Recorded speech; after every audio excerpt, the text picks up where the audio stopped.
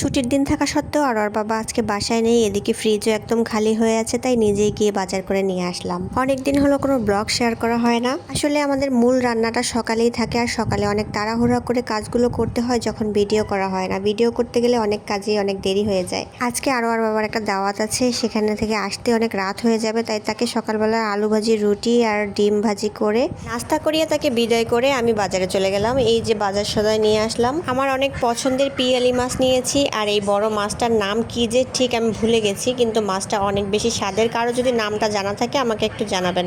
আর এই ছোট চিংড়ি ছাড়া তো আমার কোনোভাবেই চলে না। আমার শাকসবজি রান্না করতে গেলে আমার চিংড়ি ছাড়া কোনোভাবেই চলে না। শাকসবজি রান্নার জন্য এই ছোট চিংড়িটাই আমার বেশি ভালো লাগে, তাই এটাও নিয়েছিলাম। আর এই যে বড় বড় পাবদা মাছ নিয়েছি। এখন এগুলোকে কেটে কেটে ধুয়ে পোটলা পাটলি করে ফ্রিজে রেখে দিব, তারপর রান্না বসাবো।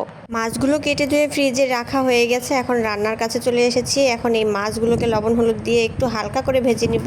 হালকা ভেজে তারপর রান্না করলে বেশ ভালোই লাগে। আর এই মাছ বাজারের সাথে বিশাল সাইজের একটা কচু নিয়ে এসেছি, আমার মতোই লম্বা। এত বড় কচুটা বেশ 5-7 দিন ধরে খেতে পারবো। আজকে কিছুটা ডগা নিয়েছি শুধু রান্না করার জন্য, বাকি সবগুলো এক একদিন এক এক রকম করে খাবো। ডগাগুলোকে সেদ্ধ দিয়ে দিয়েছি, পরে বাগার দিয়ে নিব। আর এদিকে মাছগুলো একটু উল্টে দিচ্ছি। মাছগুলো বেশি ভাজবো না, এপিট অল্প ভাজা হলেই উঠিয়ে নিয়ে তারপর ভাত বসিয়ে দিয়েছি। আর এই ফাঁকে অন্য একটু কাজ করে নিব, ভাতটা হতে হতে আর কচুটা সিদ্ধ হতে হতে। এই যে সেই বিশাল সাইজের কচুটা, আর সাথে নিয়েছিলাম একটু মূলা শাক আর শাপলা। আমার অনেক বেশি পছন্দ, শাপলাও নিয়ে এসেছি। চিংড়ি দিয়ে শাপলা রান্না করলে অনেক ভালো লাগে। ইলিশ মাছ দিয়েও কিন্তু শাপলা রান্না করলে অনেক ভালো লাগবে। যাই হোক, শাপলা আজকে আর রান্না করব না, কালকে রান্না করব। আজকে শুধু পরিষ্কার করে রেখে দিব। আর শাকগুলোকে আজকে বেছে টেছে নেই।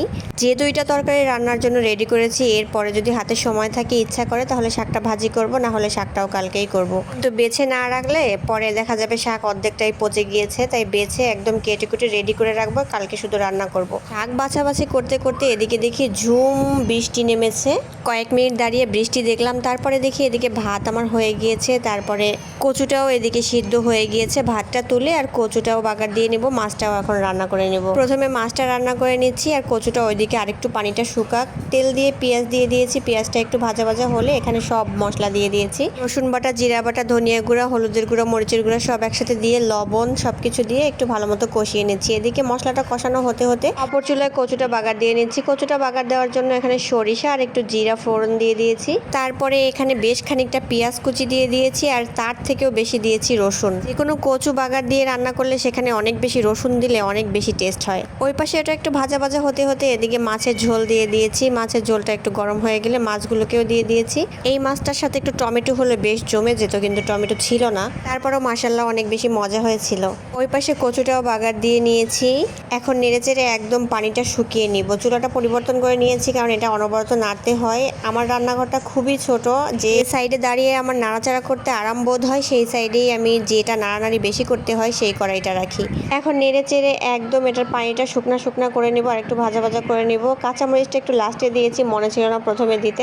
এই কচুটা যে এত বেশি মজা হয়েছিল কি বলবো। আমার আবার কচু টাইপের যত তরকারি আছে, যত সবজি আছে, সবকিছুই অনেক বেশি ভালো লাগে। তারপরেও এটা একটু বেশিই মজা হয়েছিল। আর মাছটাও অসম্ভব মজা হয়েছিল। আজকে তৃপ্তি করে এই দুইটা তরকারি দিয়েই খেয়ে নিয়েছি আলহামদুলিল্লাহ। শাকটা আর পরে ভাজি করিনি। আর শাপলা আর শাক এই যে বেছে টেছে নিয়েছি, আর শাকটা একদম রেডি করে কুচি কুচি করে টরে পলি ভরে রেখে দিয়েছি ফ্রিজে।